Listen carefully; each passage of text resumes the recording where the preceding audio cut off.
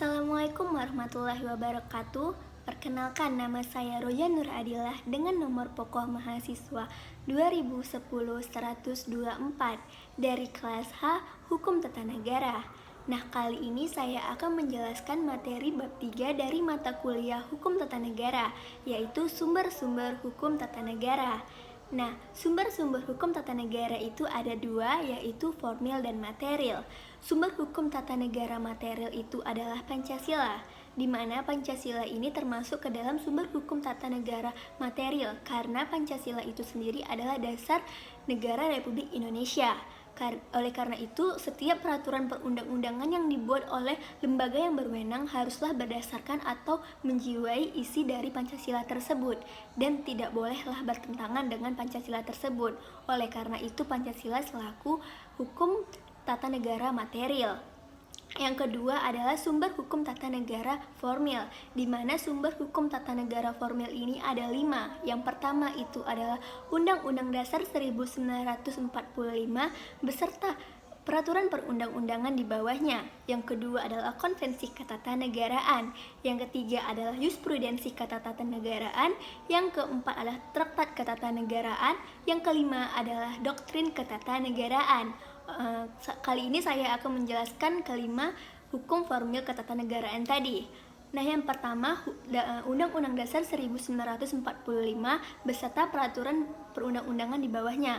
Peraturan perundang-undangan di bawahnya itu ada 6, yaitu yang pertama TAP MPR, yang kedua adalah Undang-Undang Dasar atau Perpu, yang ketiga adalah peraturan pemerintah atau PP, yang keempat adalah peraturan presiden atau Perpres, yang kelima adalah peraturan daerah atau Perda, yang keenam adalah peraturan kabupaten atau kota.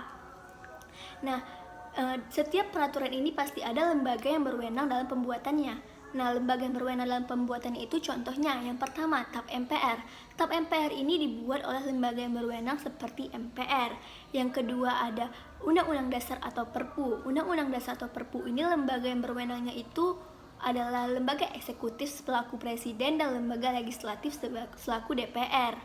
Yang ketiga adalah peraturan pemerintah, di mana peraturan pemerintah ini lembaga yang berwenangnya itu adalah lembaga eksekutif, yaitu presiden. Yang keempat adalah peraturan presiden, di mana lembaga yang berwenang dalam pembuatannya itu adalah presiden sendiri, yaitu selaku lembaga eksekutif. Yang kelima adalah peraturan daerah atau Perda, yang dimana lembaga yang berwenang dalam pembuatannya ini adalah gubernur atau DPR provinsi. Yang keenam adalah peraturan kabupaten atau kota, yang dimana lembaga yang berwenang dalam pembuatannya itu adalah bupati atau DPRD kabupaten dan wali kota atau DPRD kota. Yang kedua tadi ada Konvensi Ketatanegaraan. Konvensi Ketatanegaraan ini adalah kebiasaan yang dilakukan secara terus-menerus secara berkesinambungan, padahal tidak ada hukum yang mengikat atau mengatur hal tersebut. Contohnya, praktik musyawarah mufakat di dalam lembaga tertinggi Majelis Permusyawaratan Rakyat (MPR).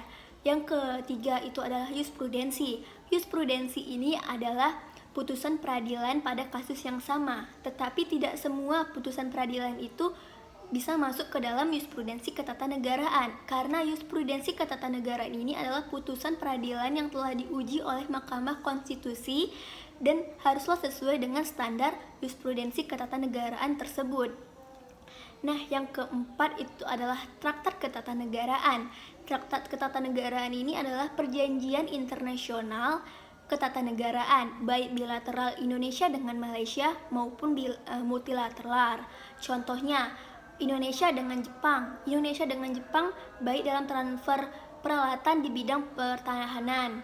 Yang kelima itu ada Doktrin Ketatanegaraan. Doktrin Ketatanegaraan ini adalah pendapat-pendapat para ahli hukum. Dapat kita lihat di dalam sidang Mahkamah Konstitusi, di mana adanya pendapat-pendapat pada para ahli hukum di dalamnya gitu. Sekian dari saya Roja Nur Adilah. Apabila ada kesalahan kata atau penjelasan tadi, mohon dimaafkan. Wabillahi taufiq wal hidayah. Assalamualaikum warahmatullahi wabarakatuh.